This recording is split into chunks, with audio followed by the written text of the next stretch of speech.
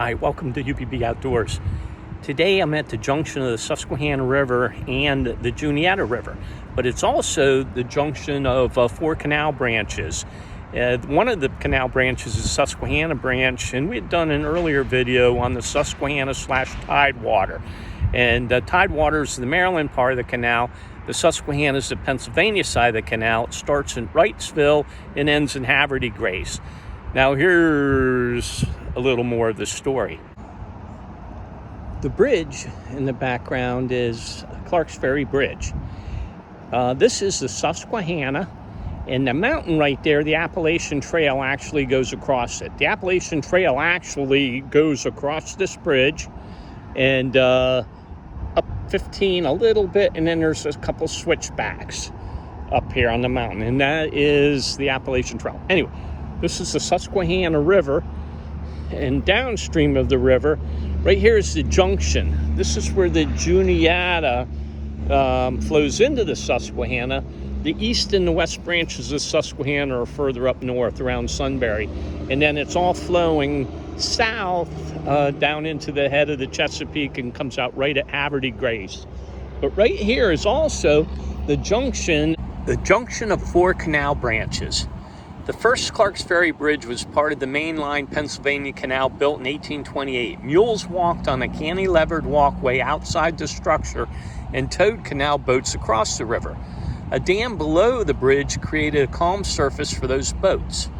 The eastern division of the canal ended at the western end of the Clark's Ferry Bridge here on Duncan Island. At this location, the Susquehanna Division Canal began and continued along the western side of the canal river, or the Susquehanna River, up to Northumberland. Further up at the north end of Duncan's Island by Amity Hall, the Juniata Division originated and crossed the Juniata River by an aqueduct, continuing west to Hollidaysburg. Across the Susquehanna River from here on the eastern edge of the Clark's Ferry Bridge, the Wiconisco branch followed the eastern shore of the Susquehanna through Halifax and onto the Wiconisco Creek and Millersburg. Within this 3-mile stretch of canal system, there were four branches. The canal foreman was headquartered at Clark's Ferry and was responsible for operations on the Juniata, Susquehanna, and Wiconisco division of the dams. This was called Duncan's Island. It actually had its own post office for a little while, and that's all gone. It's a couple truck stops, and there's no residential houses anymore.